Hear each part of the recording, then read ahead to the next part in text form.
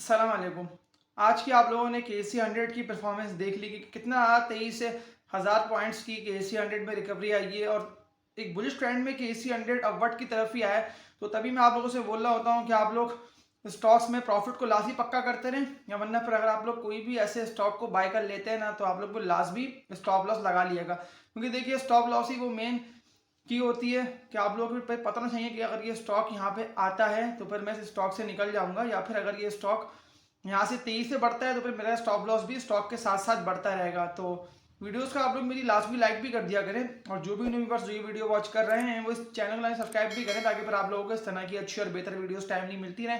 तो वीडियो को लाइक और चैनल में सब्सक्राइब लाजमी कर दिया करें। अगर मैं KC100 के स्टॉक्स की बात कर लेता हूँ या ओवरऑल मार्केट की बात कर लेता हूँ, तो आप लोगों के पास बहुत ज़्यादा अच्छा मौका है। जैसे ही KC100 अपवर्ड की तरफ आता है, आज जिस तरह से KC100 ने 1000 पॉइंट्स की रिकवरी करी और 62,000 का एक मजबूत सपोर्ट लेवल, जो मैंने आप लोगों को कल की वीडियो में बताया था कि KC100 का 62,000 का मजबूत सपोर्ट लेवल है,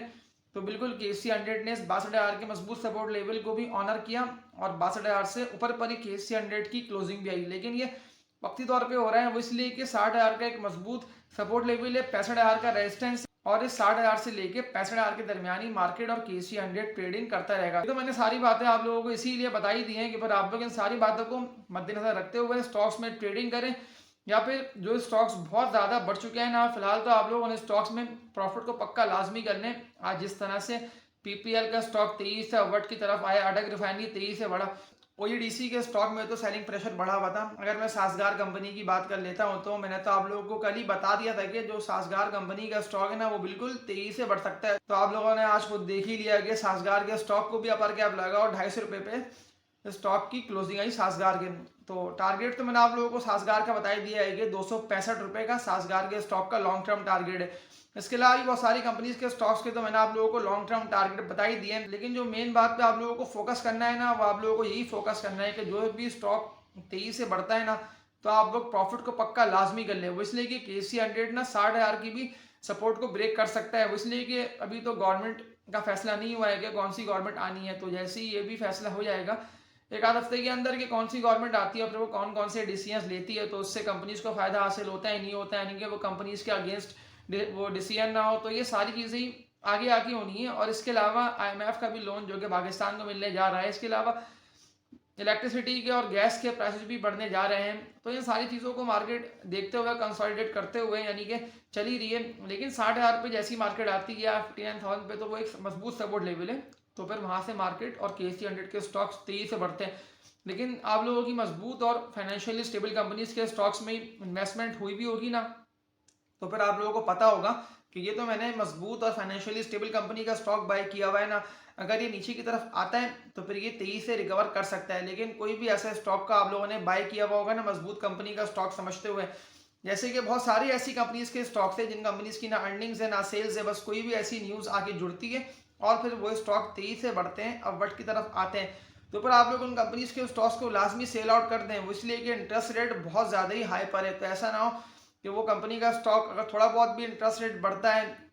तो उस कंपनी की अर्निंग्स और सेल्स और कम हो जाएंगी। वो इसलिए कि कॉस्ट ऑफ डूइंग बिजनेस बहुत ज़्यादा ही महंगा हो जाएगा, तो ऐसा ना हो कि वो स्टॉक प्राइस और ज़्यादा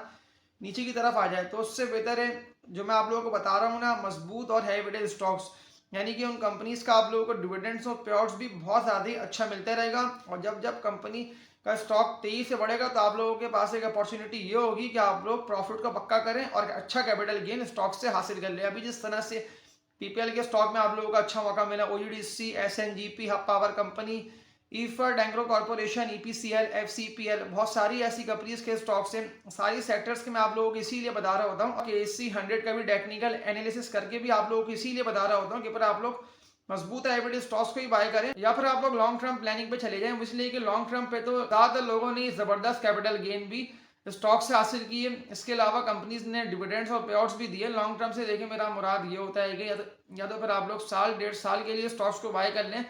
वो इसलिए कि फिर आप लोगों को परेशानी और डर नहीं होगा कि मार्केट और इंडेक्स कहीं भी जा रहा है, स्टॉक गिर रहा है, बढ़ रहा है। लेकिन इन दी एंड लॉन्ग टर्म जो मैंने आप लोगों को बताया कि साल डेढ़ साल, तो फिर साल 1.5 साल में आप लोगों को एक ज़बरदस्त कैपिटल गेन भी स्टॉक से हासिल हो रहा होगा। तो देखिए अभी जैसे ही गवर्नमेंट आ जाती है और फिर वो आईएमएफ के साथ साथ चलना लाजमी है, इसलिए कि आईएमएफ का लोन मिलेगा तो फिर वो पैसे पाकिस्तान को मिलेंगे, तो वो पैसे फिर पाकिस्तान पे ही लग रहे हैं और पाकिस्तान यानी कि और ग्रोथ होगी उससे। तो आईएमएफ का लोन मिलना बहुत ज़्यादा ही लाजमी है और ज़रूरी भी है। तो उसके लिए फिर गवर्नमेंट जो है वो सख्त डिसीजंस ले लेती है, जिससे फिर आम जो आवाम है, पब्लिक है, उसको जाहिर सी बात है कि नुकसान ही होना है अगर बिजली के रेट बढ़ते हैं, गैस के प्राइस बढ़ते हैं। इसके अलावा पेट्रोल की कीमतें बढ़ती हैं तो उससे महंगाई जाहिर सी बातें बढ़ेगी। तो अगर महंगाई और ये सारी चीज़ें बढ़ती हैं तो इसका असर बिल्कुल हमारी स्टॉक मार्केट पर भी आएगा। तो तभी मैं आप लोगों से कह रहा हूँ कि आप लोग फाइनेंशियली स्टेबल कंपनीज और हाई रेटेड स्टॉक्स में बाइंग करके रखें, या फिर लॉन्ग टर्म प्लानिंग यानी कि 6 महीने और साल के हवाले से स्टॉक्स को एकोमुलेट करते रहेंगे। तभी आप लोगों को मार्केट जैसी रिकवर करती है और KC 100 तेजी से बढ़ता है तो फिर एक अच्छा कैपिटल गेन भी आप लोगों को हासिल हो जाएगा। तो इस वीडियो को लाजमी लाइक भी कर दिएगा और जो भी न्यू व्यूअर्स जो कि वीडियो वॉच कर रहे हैं वो चैनल लाजमी सब्सक्राइब कर लें, ताकि फिर आप लोगों को इस तरह की अच्छी और बेहतर वीडियोस टाइमली मिलती रहें। तो तब तक के लिए अपना ख्याल रखिएगा। अल्लाह हाफिज़।